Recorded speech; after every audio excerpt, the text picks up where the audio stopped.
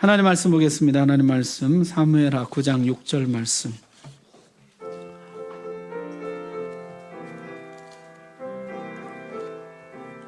구약 성경 745쪽입니다. 하나님 말씀 봉독할 때 우리 다 함께 자리에서 일어나셔서 한 목소리를 봉독합니다. 시작. 사울의 손자 요나단의 아들 모비보셋이 다윗에게 나와 그 앞에 엎드려 절하매 다윗이 이르되 모비보셋이여 하니 그가 이르기를 보소서 당신의 종이니이다. 아멘. 하나님 말씀 전하겠습니다. 다윗은 승승장구했습니다. 블레셋도 이기고 모압도 이기고 다메섹도 이기고 에돔도 이겼어요. 주변에 거의 모든 나라들 평정했습니다. 성경이 이렇게 기록하고 있어요. 다윗이 어디로 가든지 여호와께서 이기게 하시니라. 연전연승을 했습니다. 정말 이스라엘 주변의 거의 모든 나라를 평정하게 되었어요. 나라 안팎이 평화로워진 어느 날 다윗은 사람을 찾고 있었습니다. 누굴 찾았을까요? 요나단의 아들을 찾았습니다. 요나단의 아들 모비보셋이라는 사람이 있었는데요. 이 사람 이야기가 이제 4장부터 나와요. 4장 4절에 보면은 사울의 아들 요나단에게는 다리 저는 아들 하나가 있었으니 이름은 무비보셋이라. 이 무비보셋이요, 5살 때 왕궁에서 끔찍한 소식을 듣게 됩니다. 아버지 요나단과 할아버지 사울 왕이 전쟁에서 돌아가셨다는 이야기를 듣게 돼요. 왕궁은 즉시 공포와 혼란에 휩싸였습니다. 이제 곧 블레셋 사람들이 들이닥칠 것이다. 왕궁에 남아있는 사람들을 다 죽이고 왕궁을 유린할 것이다. 사람들은 도망치기 시작했습니다. 이 무비보셋의 유모도 5살 난 이 어린 왕손자를 안고 허겁지겁 달려가다가 그만 아이를 떨어뜨리고 말았어요. 아이는 양 발목이 부러졌습니다. 치료할 겨를도 없이 그저 달리고 달려서 저 요단강 끝쪽 계곡의 로드발이라는 작은 마을로 숨어 들어갔습니다. 뼈가 제대로 아물지 못했고 아이는 그렇게 평생 불구가 되고 말았어요. 지도 한번 보십시오. 예루살렘이 여기 사해바다 옆에 저기거든요. 저기가 예루살렘이고 로드발은요 그 위에 요단강 따라 저 꼭대기예요. 그러니까 다윗의 왕궁 예루살렘으로부터 가장 먼 곳, 할 수 있으면 먼 곳, 저 요단강 끝에 숨어 산 것이죠. 로드발은요 로드발인데 목초지가 없다, 목장이 없다, 풀이 없다 이런 뜻이에요. 황폐하고 척박한 땅이었다는 것이죠.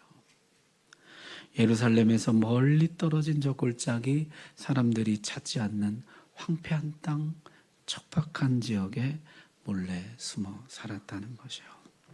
무비보셋은 그곳에서 철저히 신분을 숨기고 살았습니다. 사울 왕의 손자 요나단의 아들 왕족이라는 사실이 밝혀지는 날에는 죽음을 면치 못할 것입니다. 그는 평생을 절름발이로 불구자로 왕족이라는 신분을 숨긴 채 가난하고 비참한 삶을 연명해 가고 있었습니다. 이 아이 마음속에 한이 얼마나 컸을까요? 이 모든 것은 다윗 때문이다. 그러나 복수할 힘도 가능성도 없었죠. 자신은 불구였고 왕족들은 씨가 말랐고 사울의 신하들은 다 흩어지거나 죽었어요. 뿐만 아니라 다윗의 나라는 심히 견고하고 온 백성들은 다윗을 지지하고 칭송했습니다. 자, 무비보셋의 이야기가 성경에 총 3번 나오는데요. 2번째 이야기는 오늘 9장에 나옵니다. 그는 이제 성인이 되었습니다. 여러분, 무비보셋이라는 이름도 이게 본명이었을까 싶을 의심되는데 지독한 치욕이란 뜻이에요. 치욕스러움, 수치스러움을 몸에 마음에 아는 채로 살아가고 있던 어느 날 낯선 사람들이 마을에 나타난 거죠. 궁에서 왔다는 사람들. 다윗 왕이 무비보셋을 찾는다. 야, 들켰구나. 이렇게 끝나는구나. 무비보셋은 절망과 공포를 느꼈습니다. 할아버지 사울은 온 나라를 샅샅이 뒤져도 사울을 찾지 못했는데 다윗은 이 구석에 신분도 숨긴 채 불구로 살아가고 있는 나를 잘도 찾아냈습니다. 예루살렘으로 가면서 아마 이 무비보셋은 온갖 상상을 다 했을 것이에요. 어차피 절름발이로 살 거 차라리 잘됐다. 다윗의 면전에다가 가서 시원하게 욕이나 실컷 하고 죽어야지. 이런 생각을 했을까요? 아니면 자비를 베풀어 달라고. 어차피 나는 불구가 되어서 왕이 될 수 없는 몸이니 당신에게 더 이상 위협이 되지 않지 않느냐. 죽은 듯이 살 테니 목숨만 살려달라. 구걸을 할까? 다윗 왕 앞에 섰습니다. 다윗의 목소리가 들려왔어요. 그런데 너무나 뜻밖에도 다정하고 따뜻한 음성이었어요. 무비보셋이여, 안심하라. 아무 걱정하지 말아라. 이게 다윗이 무비보셋을 보고 한 첫 번째 이야기예요. 무비보셋이여, 안심하라. 아무것도 걱정하지 말아라. 무비보셋이 상상했던 것과 달리 다윗의 목소리는 인자했습니다. 죄인은 듣거라. 반역자는 듣거라. 혹은 패주의 자식은 듣거라. 아니었어요. 마치 아버지가 아들을 부르듯이, 친구가 다정한 친구를 부르듯이 그의 이름을 불러주었습니다. 무비보셋이여, 두려워하지 말아라. 아무것도 걱정하지 말아라. 여러분, 이때 무비보셋의 마음 어땠을까요? 왈칵 눈물이 쏟아졌을까요? 무시무시한 호령이 떨어지리라 생각하고 있는 차에 부드럽고 따뜻한 음성이 들려왔습니다. 이제 심판의 선고가 내려지리라 하고 있는데 은총의 복음이 들려온 것이에요. 무비보셋이 보았던 왕의 모습은 이런 게 아닙니다. 신하를 질투하고 불같이 화를 내고 창을 집어던지고 왕권에 강한 집착을 보이는 왕. 그게 무비보셋이 아는 왕이거든요. 그런데 지금 전혀 다른 왕 앞에 서 있는 것이에요. 다윗은 이런 평가를 받았습니다.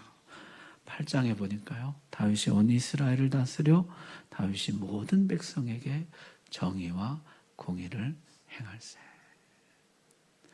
그럼 정의와 공의 전에 한번 말씀드렸는데 우리 성경이요, 미시파트 우 체다카를요, 정의와 공의 또는 공평과 정의 이렇게 번역하고 있어요. 공의와 공도 이렇게 번역하기도 하고, 공평과 정의를 행하는 왕이었다는 거죠. 다윗은 모든 백성에게 공평과 정의를 행하는 왕, 공의와 정의로 다스리는 왕이라는 것이죠. 게다가 그 왕은 지금 자비를 베풀고 있습니다. 언젠가 다윗이 약속했었죠. 도망자 시절 요나단에게 이렇게 약속했어요. 우리가 서로 가는 길이 다르지만은 우리가 서로 헤어지는 말자. 그리고 우리 자손들은 지켜주자. 그런 약속을 했었거든요. 여러분, 그때는요, 요나단이 힘이 있을 때요. 요나단이 왕자일 때요. 다윗은 도망자일 때. 여러분, 사무엘상 20장 말씀 한번 보세요. 여호와께서 너 다윗의 대적들을 지면에서 다 끊어버리신 때에도 하나님이 반드시 너를 왕이 되게 하실 것이다. 내 원수들을 다 멸하실 것이다. 너는 그때 내 인자함을 내 집에서 영원히 끊어버리지 말라. 둘이 맹세했어요. 42절 보십시오. 요나단이 다윗에게 이르되 평안히 가라. 지금은 요나단이 힘이 있잖아요. 그를 평안히 보내줍니다. 평안히 가라. 우리 두 사람이 여호와 이름으로 맹세하여 이르기를, 이렇게 맹세했어요. 여호와께서 영원히 너와 나 사이에 계시고 내 자손과 내 자손 사이에 계시리라. 그런 맹세를 했었거든요. 다윗이 지금 그 약속을 지키고 있는 것이에요. 놀라운 은혜와 사랑을 무비보셋에게 베풀고 있는 것입니다. 다윗은 공평과 정의로 다스리는 왕이었을 뿐만 아니라 변치 않는 사랑, 약속을 지키는 그런 왕이었다는 것이요. 충성된 사랑, 변함없는 사랑, 한결같은 사랑, 믿을 수 있는 사랑. 여러분, 이 사랑은요, 유불리나 상황적인 한계나 호르몬의 변화에 구애받지 않는 사랑입니다. 이것은요, 하나님이 세상을 이처럼 사랑하사 하실 때 그 사랑입니다. 이것은 우리가 건강할 때나 병들 때나 죽음이 우리를 갈라놓을 때까지 사랑하겠노라고 맹세하던 바로 그 사랑입니다. 이런 사랑이야말로 진정 생물학적 수준 이상의 고귀한 사랑인 것이죠. 여기서 우리는 진정 고귀한 삶이란 어떤 것인가 배우게 됩니다. 공평과 정의, 이것만 해도 너무 훌륭하죠. 여러분, 왕 중에 공평과 정의를 행하는 왕이 세상에 어디 있습니까? 다윗이 그렇게 한 것만 해도 훌륭합니다. 그런데 그는 그 위에 사랑, 변함없는 사랑, 충성된 사랑, 신실한 사랑, 사랑을 행하는 왕이었다는 것이에요. 다윗은 이제 힘을 가지고 있습니다. 요나단의 아들 무비보셋을 데려다가 자신의 힘과 위세를 보여주고 그에게 동정을 베풀 수도 있었습니다. 적당히 베풀고 적당히 겁을 주어서 자신의 권력에 아무런 장애가 되지 않도록 적당히 관리할 수도 있었다는 것이죠. 그러나 그렇게 하지 않았습니다. 진실한 사랑을 베풉니다. 마치 내 아이인 것처럼, 내 아들인 것처럼 다윗 왕가의 가족을 삼아서 왕의 상에 앉게 해 주었다는 것이에요. 성경에 보니까요, 다윗 왕의 가족이 식사할 때 마치 왕자인 것처럼 그 자리에 같이 앉았다는 거죠. 왕의 가족으로 함께 식사하였다. 무비보셋이여, 안심하라. 겁먹지 마라. 아무 걱정하지 마라. 다윗은 지금 무비보셋을 해야 할 이유도 있고 힘도 있습니다. 두려워하지 말아라. 하나님 앞에서 우리가 느끼는 감정입니다. 하나님은 우리를 벌하실 이유도 있고 벌하실 힘도 있습니다. 그런데 우리에게 아들아, 안심하라. 두려워하지 말아라. 아무것도 걱정하지 마라. 우리에게 사랑을 베풀어 주십니다. 은혜를 베풀어 주십니다. 하나님의 자녀로 받아주시고 왕의 식탁에 앉게 해 주십니다. 약속을 지켜주시는 것이에요. 내가 너를 사랑하겠다는 그 약속을 끝까지 지켜주시는 것이에요. 아들이여, 안심하여라. 여러분, 이게 복음 아닙니까? 다윗은 무비보셋에게 그 집안의 모든 땅과 재산을 돌려줍니다. 자, 세 번째 무비보셋의 이야기는요, 압살롬이 반역을 할 때 나옵니다. 자, 무비보셋은 오랜 기간 다윗의 아들이 되어서 함께 식사하고 대우받으며 사랑받는 자로 살았습니다. 무비보셋은 이제 피해의식에서 벗어나서 사랑을 배우게 되었을까요? 그 깊은 상처와 쓴뿌리는 치유되었을까요? 그는 이제 왕족다운 품위와 면모를 갖춘 진짜 왕의 아들, 왕자가 되었을까요? 아니면은 계속해서 피해의식에 시달리면서 저 자리는 원래 내 자리였는데 나를 감시하기 위해서 여기 데려다 놓은 것일 거야. 다윗 왕의 관대함을 백성들에게 홍보하기 위한 모델로 이용하려고 나를 데려온 것일 거야. 끝내 자기 연민에서 벗어나지 못했을까요? 어떻게 됐을까요? 성경은 이 대목에 대해서 침묵합니다. 어떤 신학자는요, 이것은 우리를 위한 여백이라 그런 해석을 했어요. 너는 어떻게 되었느냐? 너는 변화되었느냐?